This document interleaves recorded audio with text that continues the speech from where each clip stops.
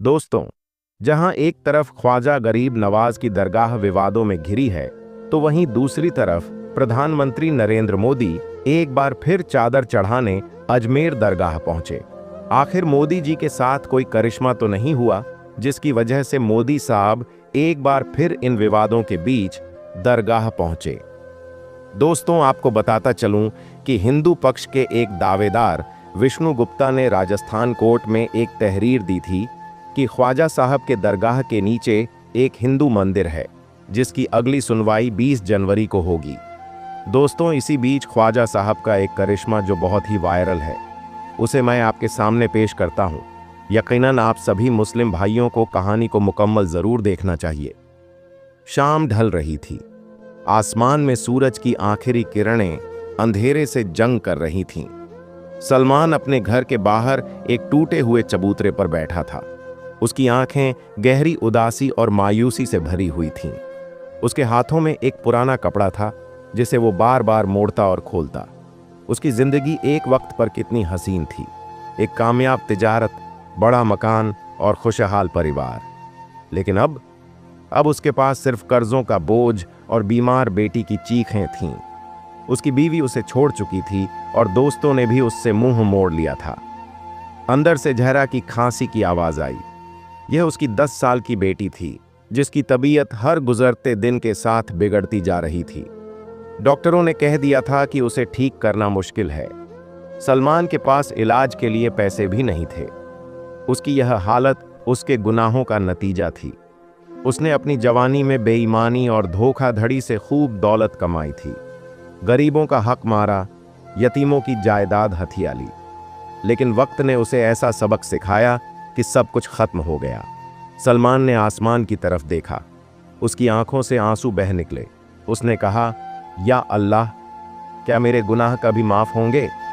अगली सुबह सलमान का दोस्त अयाज उससे मिलने आया। अयाज बचपन से ही नेक इंसान था और रूहानी चीजों में दिलचस्पी रखता था।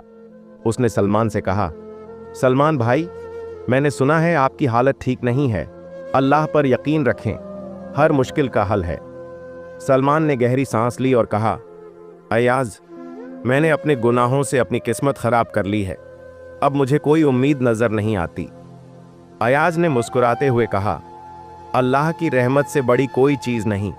अजमेर शरीफ जाओ, ख्वाजा गरीब नवाज की बारगाह में दुआ करो। वह ऐसे औलिया हैं जिनकी दुआओं से बड़े बड़े मुश्किलें हल हुई हैं। सलमान को पहली बार अपने दिल में सुकून का एक छोटा सा झोंका महसूस हुआ। उसने फैसला किया कि वह अजमेर शरीफ जाएगा। सलमान ने अगले दिन अजमेर शरीफ के लिए सफर शुरू किया। सफर लंबा और मुश्किल था। रास्ते में वह अपनी बीती जिंदगी के गुनाहों को याद करता रहा। दिल बार बार टूटता, लेकिन फिर अयाज के अल्फाज याद आते, अल्लाह की रहमत से उम्मीद मत खोना। अजमेर शरीफ की सरजमी पर कदम रखते ही उसे एक अजीब सा सुकून महसूस हुआ। ऐसा लगा जैसे उसकी सारी थकावट हवा में उड़ गई हो। दरगाह के बाहर रौनक थी और हर तरफ से ख्वाजा गरीब नवाज की जय की सदा आ रही थी। दरगाह शरीफ की चहार दीवारी के भीतर कदम रखते ही सलमान का दिल अजीबो गरीब ख्यालात से भर गया। वहां की फिजा में एक ऐसा नूर था जो उसके टूटे हुए दिल को सहला रहा था।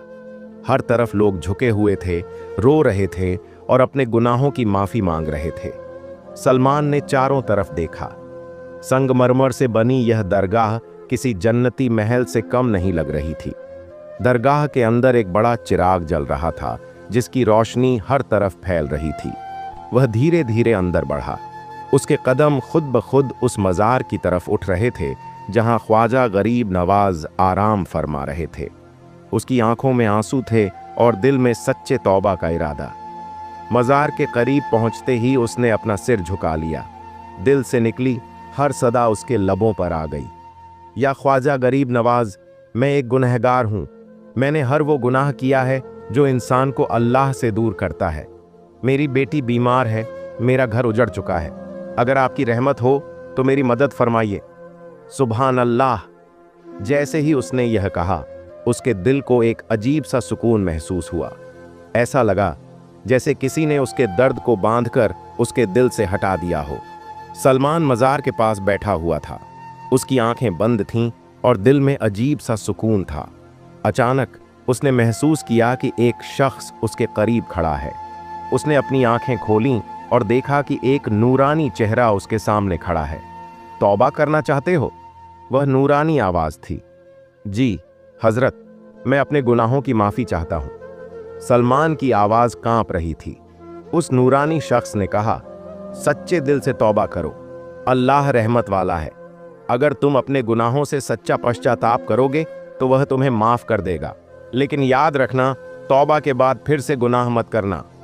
सलमान ने हाथ जोड़कर कहा, या ख्वाजा गरीब नवाज, मुझे सही रास्ता दिखाइए, मेरी बेटी को शिफा दीजिए और मेरी जिंदगी को दोबारा खुशहाल बना दीजिए। उस शख्स ने मुस्कुराते हुए कहा, अल्लाह से उम्मीद रखना, उसकी रहमत से बड़ी कोई ताकत नहीं। लौट जाओ, तुम्हारी दुआ कबूल हुई। सलमान ने अजमेर शरीफ से लौटते वक्त अपने दिल में एक नई उम्मीद का चिराग जलते हुए महसूस किया। घर पहुंचते ही उसने देखा कि उसकी बेटी जहरा, जो महीनों से बिस्तर पर थी, उठकर बैठी हुई है। अब्बू देखिए, मैं ठीक हो गई, जहरा ने मुस्कुराते हुए कहा। सलमान के पैरों तले जमीन खिसक गई। ये क्या करिश्मा था? उसकी बेटी, जिसे डॉक्टरों ने जवाब दे दिया था, अचानक ठीक हो गई थी। उसी रात सलमान के पुराने दोस्तों ने उसे बुलाया और कहा, भाई, हमें तुम्हारे पुराने कारोबार में हिस्सेदारी देनी है, तुम लौट आओ। सलमान की जिंदगी में करामातें बरसने लगीं। कारोबार दोबारा चल पड़ा, कर्ज चुक गए और उसका घर खुशियों से भर गया। सलमान ने फैसला किया कि वह अब अपनी जिंदगी अल्लाह और उसके बंदों की खिदमत में लगाएगा। उसने अपने पुराने गुनाहों की भरपाई करने के लिए गरीबों की मदद शुरू कर दी। कुछ महीनों बाद सलमान फिर से अजमेर शरीफ आया। इस बार उसकी आंखों में आंसू नहीं थे, बल्कि शुक्रगुजारी थी। उसने मज़ार पर सिर झुकाया और कहा, या ख्वाजा गरीब नवाज, आपकी रहमत का यह करिश्मा मैं कभी नहीं भूलूंगा। अल्लाह की बारगाह में मेरी दुआ कबूल करवाने के लिए शुक्रिया। दरगाह की फिजा में एक सुकून भरी आवाज गूंजी। जो सच्चे दिल से तौबा करता है, उसकी हर मुश्किल आसान होती है। दोस्तों, ऐसे थे हमारे ख्वाजा साहब, जिन्हें हर दिल जी जान से प्यार करता था और इंशा अल्लाह करता रहेगा।